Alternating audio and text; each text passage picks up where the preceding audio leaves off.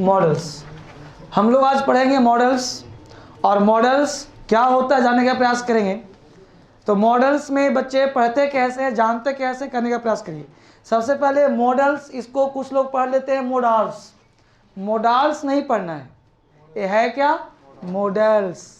Modals नहीं, models, models, right. कुछ लोग जैसे मान लेते हैं, क्या लिख दिया, क्या लिख दिया, मॉडल। तो मॉडल एक अलग वर्ड है, मॉडल से एक अलग वर्ड है। तो मॉडल जो वर्ड लिख दिया, ये डेल का मतलब जैसे मान लेते हैं कि आमिर खान है, तो आमिर खान जो है तो ये रोल कैसा करता है, 50 तरह रोल करता है। लेकिन इसका एक पर्टिकुलर स्टूडियो होता है, तो जो पर्टिकुलर स्टूडियो है, तो स्टूडियो में रहकर के जो रोल इसको देंगे वो रोल कर लेगा। तो इस मूवी के हिसाब से हम इसे आइडेंटिफाई नहीं कर सकते कि किस प्रकार का रोल करता है। क्लियर, यानी यह व्यक्ति किस प्रकार का है। अगर पुलिस का रोल करा तो ये नहीं कह सकते पुलिस वाला है, नेता का रोल किया तो नहीं कह सकते कि नेता वाला है।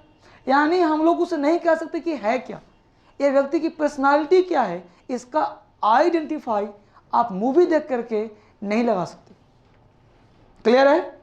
उसी प्रकार ये जो मॉडल्स है वह भी वेराइटीज ऑफ रोल है, यानी इसका भी रोल है तरह तरह का, लेकिन इसका भी अपना एक स्टूडियो है। तो पहले ये जान लो कि मॉडल्स होते कितने हैं, वो रोल कहाँ करता है। तो बताओ बच्चे, मॉडल्स होते कितने हैं, 10। ठीक है, बिंदास पढ़ना है, फील नहीं करना क्या हो रहा है, ठीक है। तो मॉडल होते कितने हैं, 10। तो 10 कौन कौन से लिखो फटाफट, लिख लो। कैन,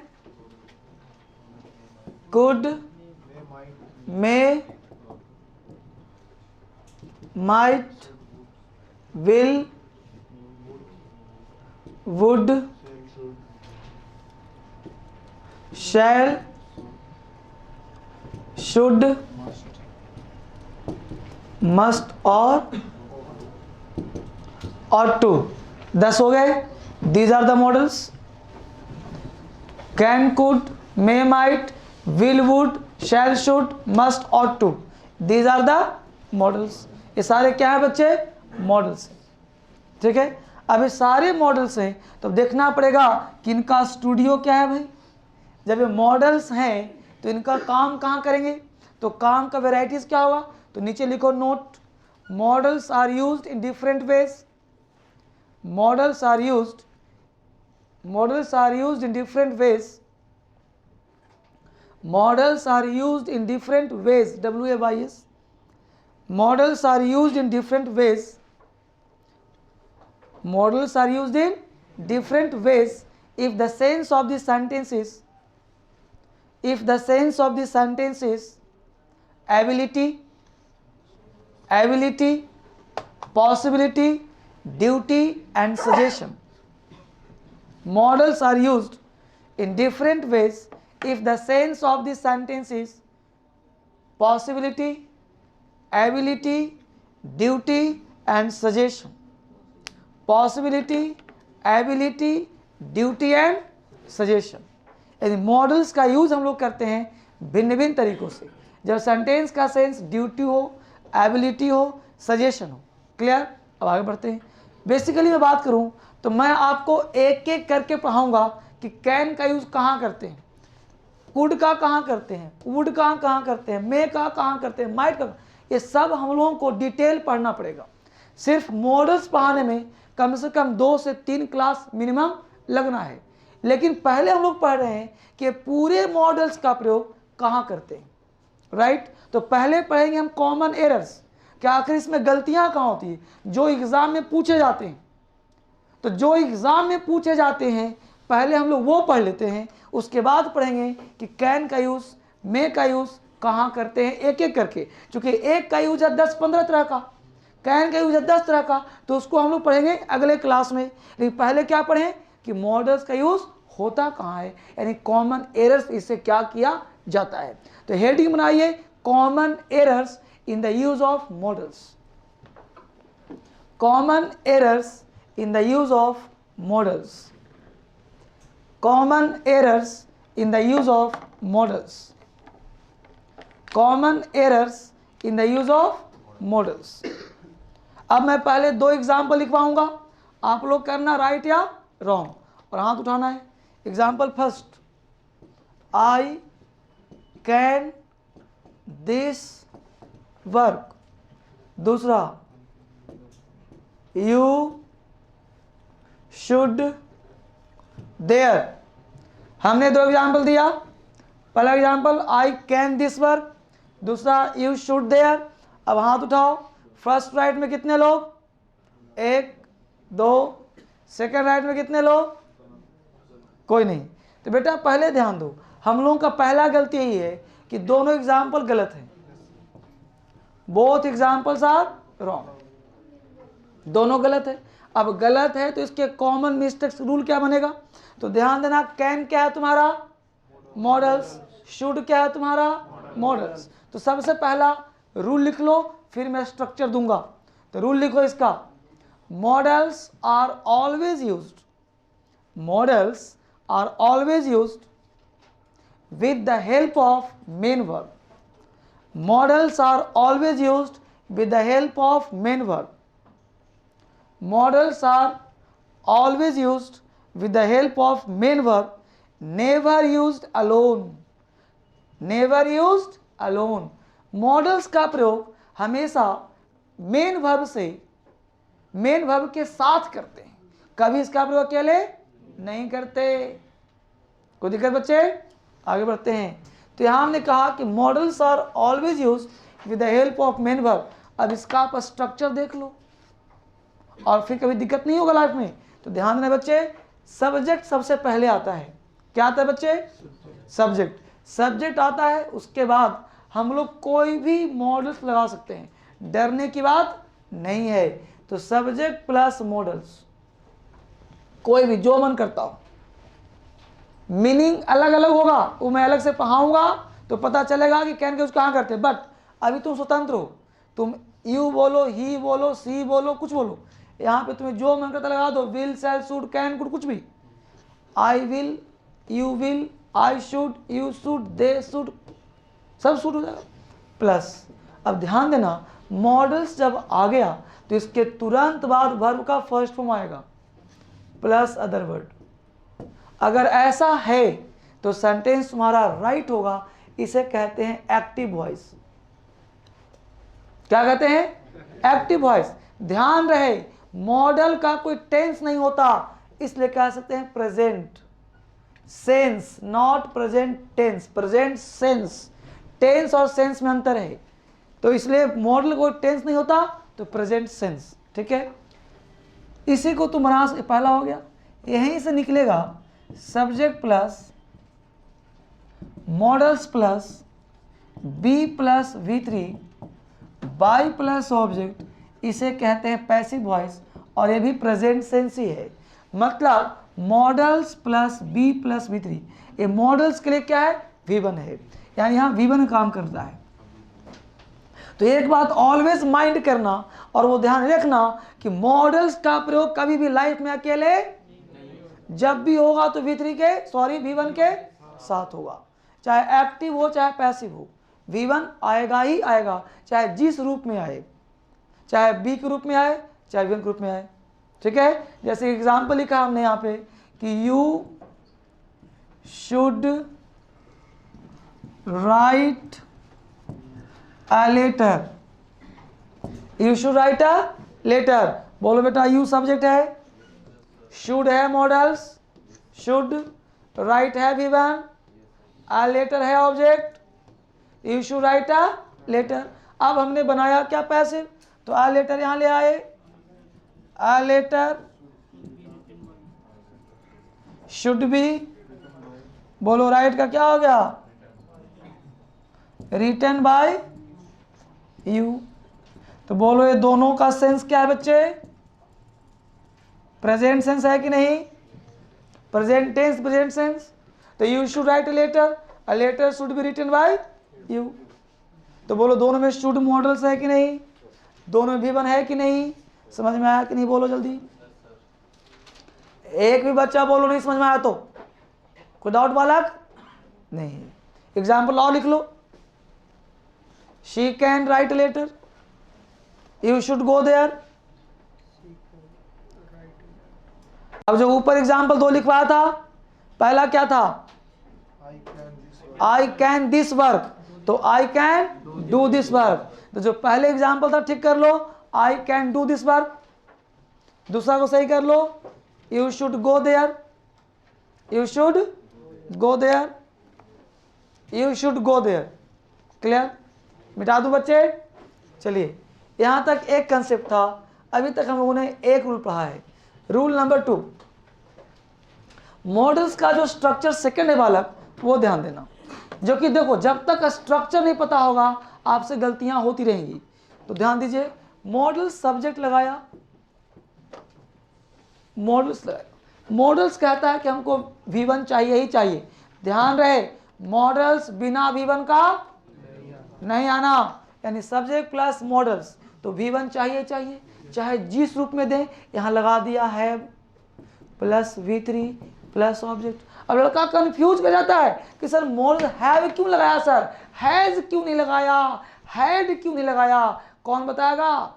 बोलो सूरज बाबू, टोपी खड़ा हो जाओ, बोलो यहाँ पे हैव क्यों आया, हैज क्यों नहीं आया, हैड क्यों नहीं आया?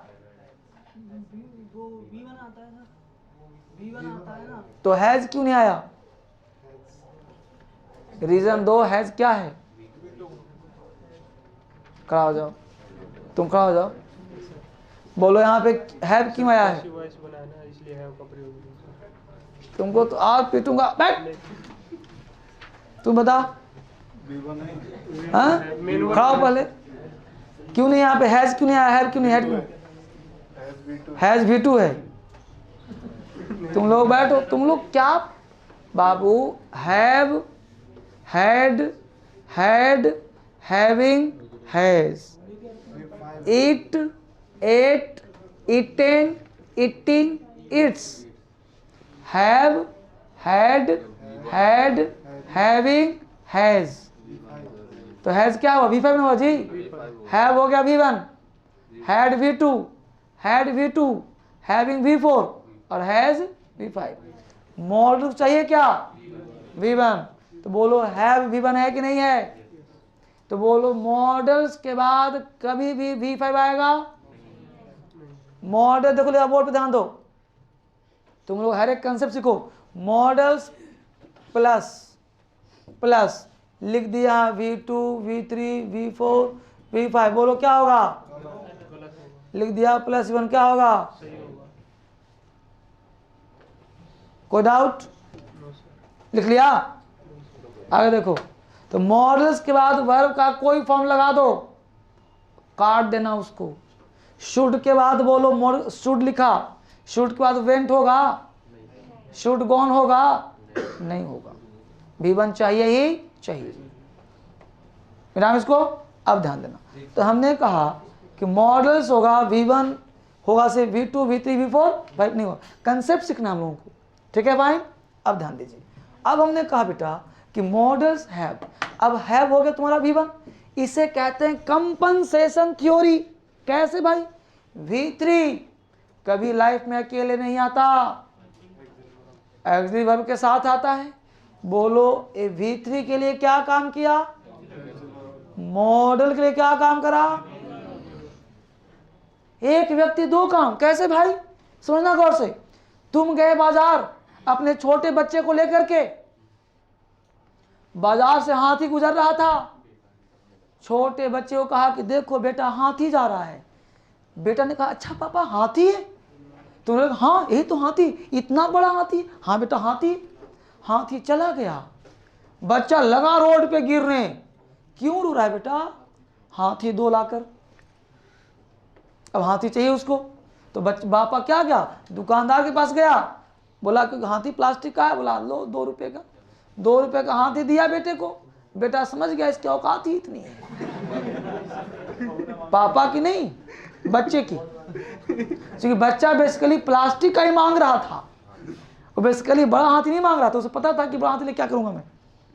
तो कहने का सेंस है कि मॉडल्स वह बालक है, मॉडल्स वह बालक है जिसको चाहिए क्या? V1 चाहिए, वर्ब का फर्स्ट फॉर्म। तो इसके लिए V1 का काम करा, और V3 वह तूफान है जो बिना नौकर के नहीं चलता, उसको चाहिए एक्सिलरी। तो बेचारा हैव एक खींचा तो इसके पास चला गया, यह बुलाया तो इसके पास चला गया। तो ये V1 भी काम कर रहा है और इसके लिए हेल्पिंग वर्ब का भी काम कर रहा है। समझ में आया बात? इसके लिए हेल्पिंग वर्ब, इसके लिए V1। पकड़ में आया? ऐसे बनता है अंग्रेजी। क्लियर? तो इसे कहते हैं हम एक्टिव वॉइस, पैसिव वॉइस नहीं है। लेकिन सेंस क्या देगा? पास्ट सेंस, पास्ट टेंस नहीं। ठीक है बाबू? इसी से हमने बनाया सब्जेक्ट प्लस मॉडल्स। समझो, बिल्कुल जड़ स्ट्रॉन्ग करो। मॉडल्स तो पढ़ाऊंगा एक एक करके, लेकिन पहले जड़ स्ट्रॉन्ग करो। क्या फिर जड़ कहाँ है? तो मॉडल्स के साथ हैव, और जब V3 लगाते हैं तो have plus been plus V3 plus by plus object, ये हो गया पैसिव वॉइस। अब बताओ इसका सेंस क्या हो गया बच्चे? Past sense. समझ में आया कि नहीं आया? जल्दी बोलो, एग्जाम्पल लिखो।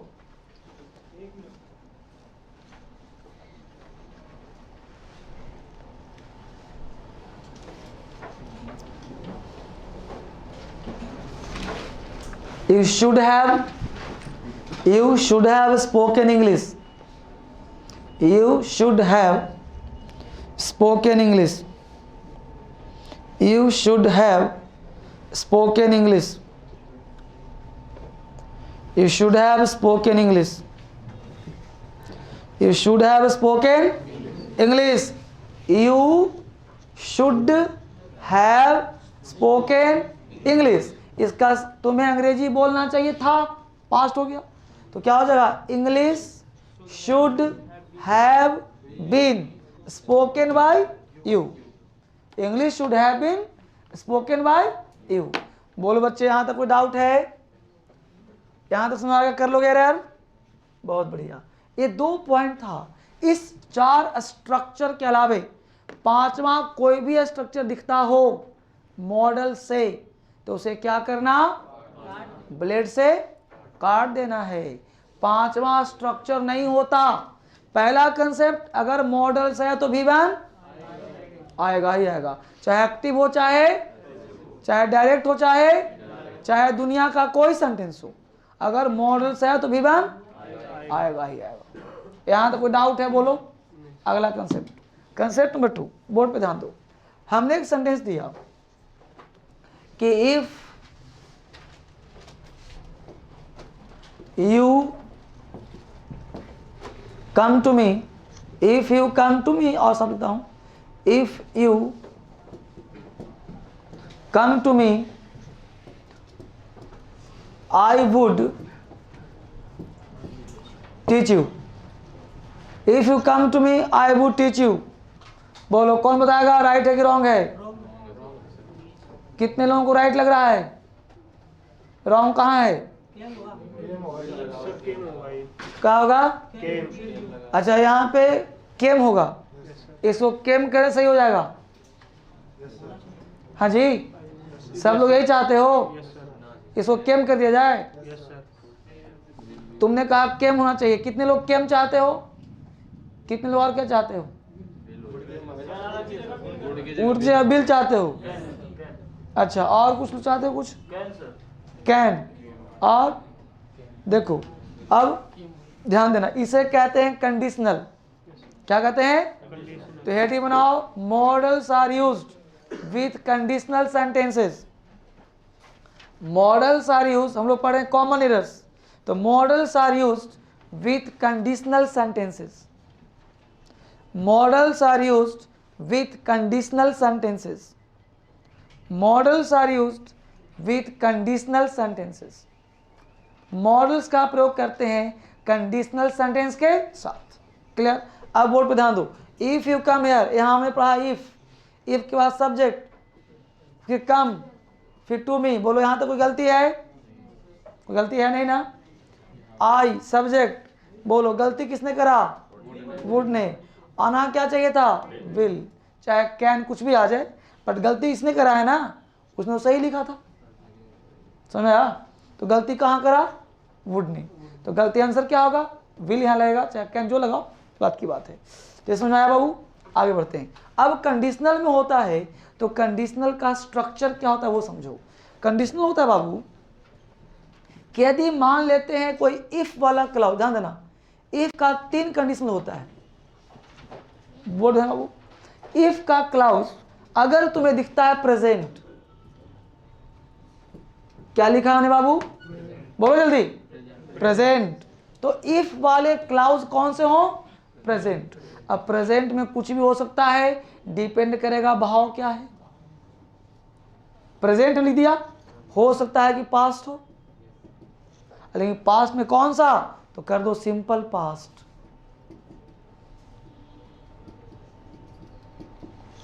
और यहां कर दो परफेक्ट, पास्ट परफेक्ट। यानी इफ लगा हुआ क्लाउज सिंपल प्रेजेंट हो, सिंपल पास्ट हो या पास्ट परफेक्ट हो। लेकिन हमने सिंपल प्रेजेंट नहीं दिया है, क्योंकि कभी कभी प्रेजेंट परफेक्ट से भी क्वेश्चन पूछ दे रहा आजकल न्यू पैटर्न के हिसाब से, इसलिए पूरा पैटर्न कर दिया, प्रेजेंट कर दिया। यहाँ पे सिंपल पास्ट स्पेशल होता है और पास्ट परफेक्ट अकेला होता है। मतलब कि यदि मान लो सब्जेक्ट के साथ V1 या V5 लगा हो, प्रेजेंट का मतलब इफ के साथ, या फिर इफ के साथ सब्जेक्ट प्लस, या फिर इफ के साथ subject plus head plus with, clear. तो इफ के साथ अगर प्रेजेंट लगा हो तो यहां पे आगे कॉमा लगाना, और कॉमा लगाने के बाद आने वाला जो क्लाउज होगा उसके साथ तुम विल, शैल, कैन या मे का प्रयोग प्लस V1 तुम ढूंढ सकते हो। ये पहला कंडीशन है। यदि पहला क्लाउज प्रेजेंट का हो तो आने वाले क्लाउज में will, shall, can, may plus verb का फर्स्ट फॉर्म लगा सकते हो। हमने कहा यदि तुम मेरे पास आओ, और इसका जो सेंस होगा वो फ्यूचर होगा बाबू। सेंस क्या होगा बच्चे, फ्यूचर। तो if you come to me I will teach you, if you go to Agra you can see the Taj Mahal, है ना। If you join the English classes you can success in your life, you can get success in life, you can succeed your life, ठीक है। If you come to me I will help you, कोई आपत्ति, example लिख लोगे कि बोलूं फिर से, लिखो। If you go to Agra, if you go to Agra you will see the Taj Mahal, if you go to Agra you will see the Taj Mahal, if you go to Agra you will see the Taj Mahal, if you go to Agra you will see the Taj Mahal, fine. दूसरा देखो बाबू, अगर वो simple past हो, ध्यान देना, पहला clause यदि past का हो, पहला हमने कहा कंडीशनल यदि तुम पढ़ोगे तो पास करोगे, दूसरा यदि तुम पढ़ते तो पास करते, पढ़ते तो पास करते, पढ़ते तो पास करते। तो पहला क्लाउज सिंपल पास्ट का हो तो आने वाला क्लाउज सब्जेक्ट के साथ तुम्हें वुड लगाना है। क्या लगाना बच्चे, would plus V1 other word, would लगा, ध्यान देना। यानी यहाँ V2 तो यहाँ वुड प्लस V1, इसको याद कर लेना है, कंडीशन कहता है। और यह कंडीशन जस्ट पास्ट को शो करता है, मतलब नज़दीक वाला पास्ट है। यदि तुम पढ़ते तो पास करते, यदि तुम मेरे पास आते तो मैं तुम्हें पढ़ाता, यदि तुम वहां जाते तो वह तुम्हें पीटता, यदि तुम आगरा जाते तो ताजमहल देखते। If you went to Agra you would see the Taj Mahal, लिखो। If you went to Agra you would see the Taj Mahal, if you went to Agra you would see the Taj Mahal, if you went to Agra, if you went to Agra you would see the Taj Mahal, if you came to me, if you came to me, if you came to me, if you came to me, तो मेरे पास आते, I would give you a lots of money, if you came to me I would give you a lots of money, if you came to me I would give you a lots of money। बोलो बाबू कोई दिक्कत, समझ में आ रहा है। अगला concept, अब देखो पास्ट परफेक्ट वाला, ये था जस्ट पास्ट। दूसरा क्या था बाबू कि यदि if clause conditional past perfect tense में हो तो ध्यान देना बच्चे, यहाँ हेड प्लस V3 है, ये OW का मतलब होता है अदर वर्ड, OW मतलब अदर वर्ड। तो हैड का प्रयोग यदि पास्ट परफेक्ट टेंस में हो तो आने वाले क्लाउज में subject plus would have plus V3 का प्रयोग किया जाएगा। मतलब आपको ध्यान रखना है कि अगर यहाँ V3 है तो यहाँ भी V3 होगा। यानी इफ का प्रयोग यदि पास्ट परफेक्ट में हो तो कमिंग क्लाउज में वुड हैव प्लस V3 लगाया जाता है। यानी if clause is past perfect tense, then non-if clause is would have plus V3। Clear? Sentence का सेंस क्या होगा? मोर पास्ट। यदि तुम मेरे पास आए होते तो मैं तुम्हें पढ़ाया होता। यदि तुम आगरा गए होते तो ताजमहल देखे होते। यदि तुम दिल्ली आए होते तो लाल किला देखे होते। यदि तुम दिल्ली आए होते तो DSL में शिक्षा लिए होते, है ना। तो जब भी कोई कंसेप्ट बोलते हैं हम लोग, इसे कंसेप्ट होता है। तो लिखो if you had joint the DSL classes. अब तुम वही चाहते हो तो यही लिखो, if you had joint the DSL classes, if you had joined the DSL classes, you would have succeeded in your life। तुम जीवन में सफल होते। You would have succeeded in your life। succeeded, SUCCEEDED, succeeded in your life, जीवन में सफल हुए होते। कोई डाउट है बोलो? अभी मैं पढ़ा क्या रहा हूं? कॉमन एरर्स किसका? मॉडल्स का। एक एक कर पढ़ाया जाएगा अगले क्लास में। अभी समाप्त नहीं हुआ, लिखो अभी। कोई दिक्कत यहां तक? एग्जाम्पल और लिखो। Example, if the police had come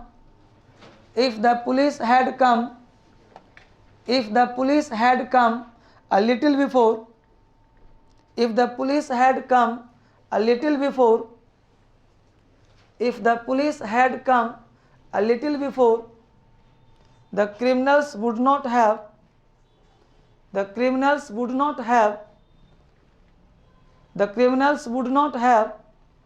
gone away। If the police had come a little before, the criminals would not have gone away। If the police had come a little before, the criminals would not have gone away।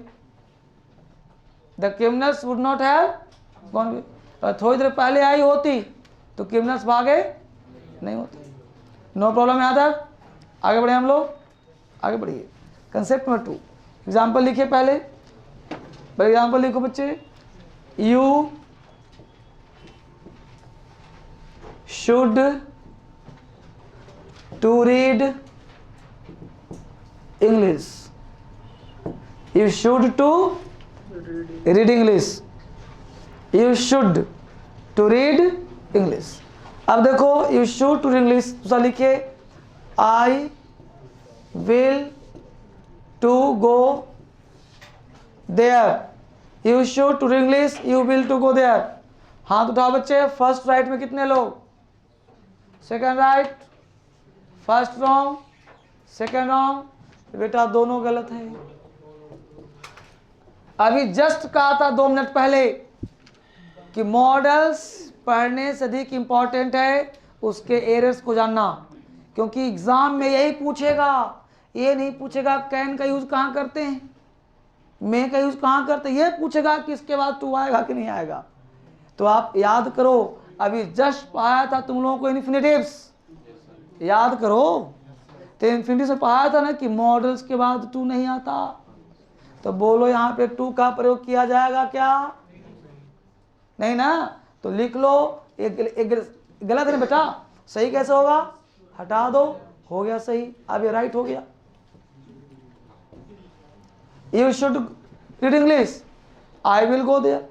तो rule क्या बनेगा? After models to is not used.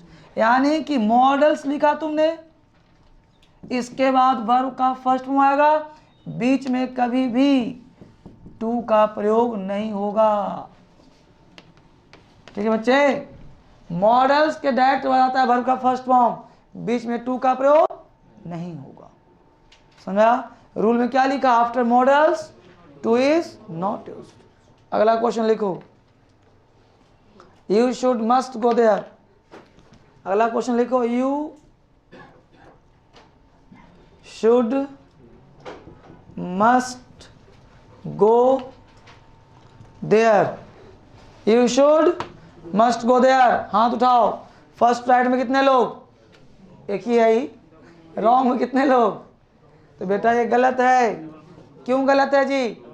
एक साथ दो models नहीं आते, या तो शुड सही होगा या तो ये सही होगा, या तो ये या तो ये। तो सही कैसे करोगे? You should go there, you should go there, या सही करोगे यू मस्ट गो देयर। मतलब एक सेंटेंस में दो मॉडल्स नहीं आएंगे। रूल लिखो, double models should not be used together. Double models should not be used together. दो मॉडल्स का प्रयोग एक साथ नहीं करते।